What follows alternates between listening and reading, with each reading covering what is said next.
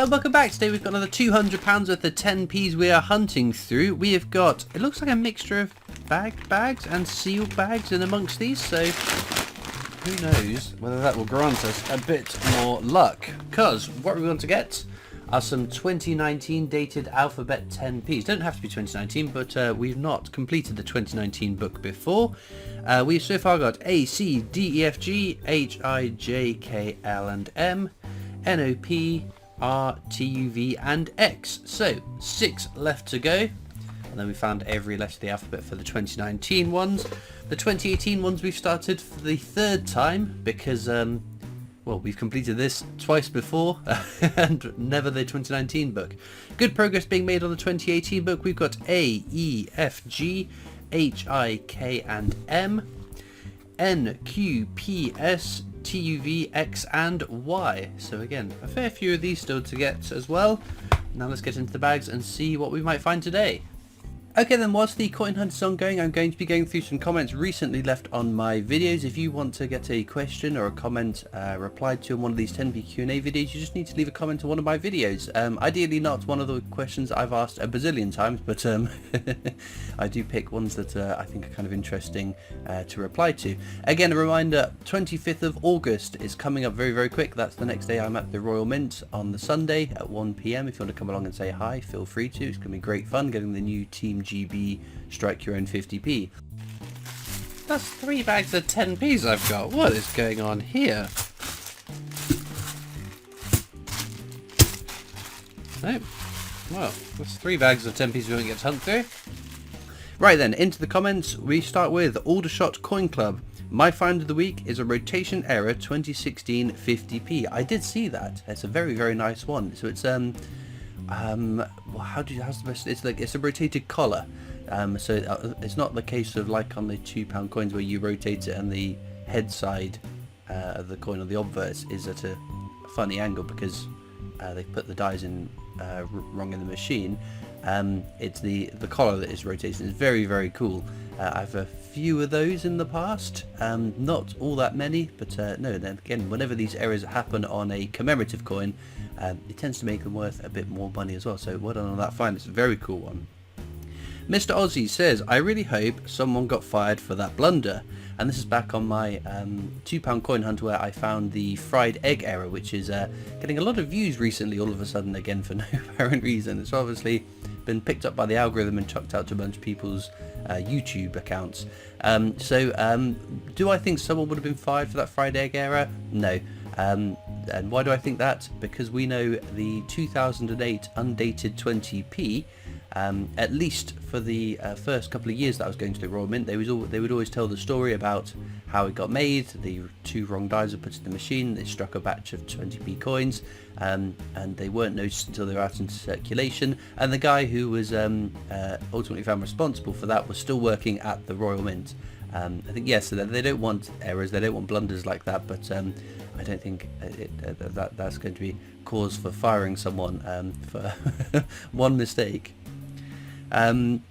Billy Hunter says, I know so little about British coins. Do non-round British coins fit in vending machines? So yes, many of our coins aren't perfectly circular. We've got some interesting shapes on our coins, but they are quite circular shapes, if that makes sense. Whenever the coins are, well, before the coins were struck for circulation, they would have made trial pieces. So they would have struck. They're not technically coins; they're trial pieces. They would have struck what metal discs, how they would end up looking like when they were minted for circulation, and they get passed out to vending machine companies and all sorts of other areas of industry to make sure that the coins will work in vending machines, in trolleys, things like that, and so that businesses that use coins like that have got time to adapt anything they might need. Because you think about, think about what you use coins for, and it's not an awful lot anymore, is it? But if you're paying for car parking or putting a coin in your trolley, things like that, so they will all get advanced access to it. And if they weren't working in vending machines, I'm sure they would have said, hang on, there's something not quite right about this, need to go back to the drawing board. But yes, they are all quite rounded coins, so they do still roll through the mechanisms. Right, oh my goodness, what a name. I can't, June A. Khalid says, hey Christopher, I saw you on the news a few days ago. It was surprising to see a great YouTuber like you on the news. Congratulations, you've earned yourself a new subscriber.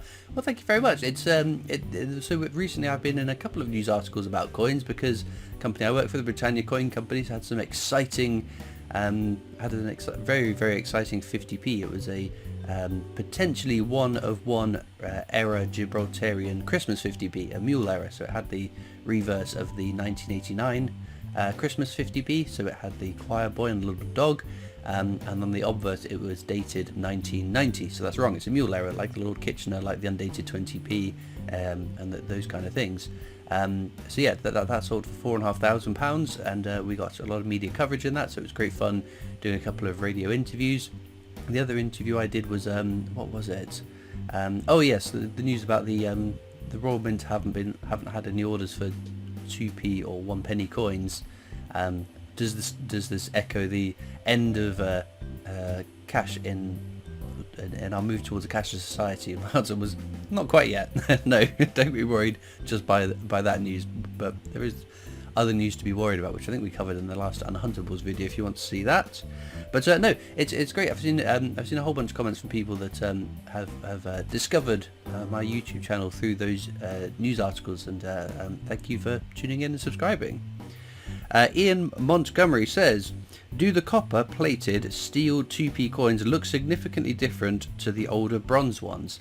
I would say, if you didn't know that they were, so again, quick explainer, I think it's from 1992. I can't recall the exact year. I might be right, might be wrong, but there was a year where they decided it was too expensive to make 2p and 1p coins out of copper, because the price of copper keeps going up, and the value of a penny and 2p coin keeps diminishing through inflation and things like that. So it wasn't worth minting the coins in copper, because it is going to end up with a coin that has a face value less than the value of the metal, which is not so much of a problem for commemorative coins, for instance. So this some of the large silver proofs, or specifically gold proofs, so the gold proof 50p has a face value of 50p, and the metal value is far in excess of that. But that doesn't really matter because we're not spending them in circulation. We shouldn't be anyway. It'd be crazy to spend a gold proof 50p. So they then changed it, so the copper coins, or what we would call a copper coin, are steel coins with a copper plating. So I don't think, if you hadn't been told that, you would even notice the difference, other than being magnetic.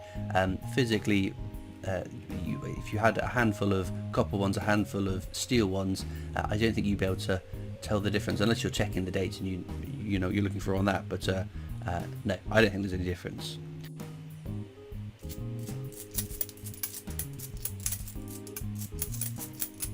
Oh, there we go. Hi for ice cream in amongst all the 5p's that we've been finding. Very, very nice. Well, we've got plenty more mugs to get through. Okay, Sandy Seaton Brown says, prior to decimalisation, the farthing was the smallest coin, and there were 960 farthings to the pound. Since the half new pence was discontinued, the smallest increase in price is a 1/100th of a pound. In Australia, 5 cent is the smallest increase, 1/19th of a dollar. Presumably, when governments discontinues copper coinage, as will be costing more to make them face value, as we've discussed, the 5p will be the smallest price increase that is feasible. If not using electronic bank transfers, etc., may explain the rampant inflation going on since 1971. I know the problem is more complex, but won't have been helped. Overnight prices went from 4d for old pence to 4 new pence, and smallest increments went from 1 old pence to equivalent of 1.2 old pence, i.e. minimum of 20% rise. I see. I took a couple of readings to work out what you mean there, and I think to distill the thought there, if we start losing some of our lower denomination coins from circulation, when prices rise, they're not going to rise by pennies, they will have to rise by at least 5 pence. I am pretty sure, I've spoken to some of my Canadian relatives, they still, because again they've done away with their 1 cent coin, so their smallest denomination is the 5 cent coin. They still price things at the odd numbers between from like a penny all the way up to 9 pence at the end of the price. I'm explaining this really badly. So they are still priced at, I don't know, $5.99, $5.98, $5.97, because if you're paying by card, you still pay that price. So if there are price rises, they don't have to be the smallest denomination in circulation, in change. What would happen though is that if you're buying something that is, I don't know, £1.04 and you pay with cash, they will just round the price up because they don't have the coins in the till to pay. Round it up or round it down, I think, is what the case is going to be. But I don't think inflation is entirely down to the farthing having been replaced or removed from circulation. I think there were bigger fish to fry. Right, we'll wrap off with Makamula says, commemorative coins. This is where the Royal Mint revenue is coming from now and for years to follow. Why stick a commemorative into circulation when they can produce BU coins, charge way over face value for them, and mint them in a range of metals with extortionate prices? Coin collecting will start to wane, and I've seen comments from some collectors who have abandoned the hobby because no commemoratives are being put into circulation. It may just be the first nail in the coffin. So this is in relation to the conversation I had with Grossi about some of the changes at the Royal Mint. It seems like circulating coins are going to be few and far between for the future. What I would say though, that's one way of looking at it. Why put a coin into circulation when you can make a BU pack and sell it for a markup, the silver, the gold, and all that? How I would counter that is, have a look at the Kew Gardens 50p. It's a rare circulating coin, and because of that, the BU, the silver, the gold all sell for a humongous premium over that of any other comparable 50p's. If you compare that to, say, some of the more modern ones, or even ones of a similar era, the rare circulating coin benefits the sales of the non-circulating stuff. So my argument to the Royal Mint would be, when you're releasing a coin, so your Team GB 50p's that have come out there, it's a popular subject, but last time I checked there was still a lot available still on the website, so you're not selling through them obviously. What you could have done is announced, we will be minting these for circulation. However, because there's such small demand for circulating coins, we are only going to mint 500,000 of these coins and put them out into circulation. And then people would go absolutely mad for that coin. I reckon you'd sell the silver, the gold, the BU, the whatever it is, the colorized version that has got a mintage limit as opposed to the one without color that I think was minted up to demand. That is the totally opposite way to look about it. If you want to sell through all your coins, you have to release some into circulation and announce that they're going to be rare, because that will make the price go absolutely crazy and sell out your whole stock. So that's what my counter argument to the Royal Mint would be, and I wish that they would just do something in that vein, because I think they would sell through many more coins by putting a little bit into circulation. Not obscenely rare, so rare that we have no chance of finding. I don't want to see 500 put into circulation or 10,000 put into circulation. 500,000 I think is the absolute minimum it has to be, and it's roughly the amount of coins that the pair of dice can strike. Anyway, with that being said, let's get back to the coins.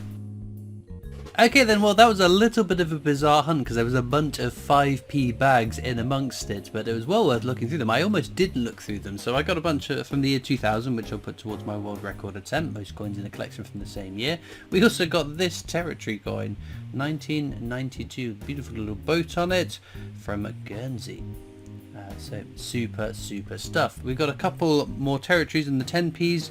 Jersey 92, what was this one? 92 as well. This stunning Gibraltarian referendum 10 pence, which is a lovely coin. And then of course Starfind, I for ice cream, one of my favourite designs. I think it's a really cool coin. 2018, so sadly it's not a new one for the book, but it has got to be Starfinder of today's hunts, but I was quite chuffed that we did actually get something out of those 5p's as well, because I thought, is it worth opening these up? So I had to pause for a moment to dust off my Unhuntables show notes to just jog my memory as to what I was looking for in those 5p's, but definitely worthwhile doing. So as usual, if you found an alphabet 10p this week, I'd love to know what you found and where you found it. A few people each week tend to have found them, so it's always nice to see that.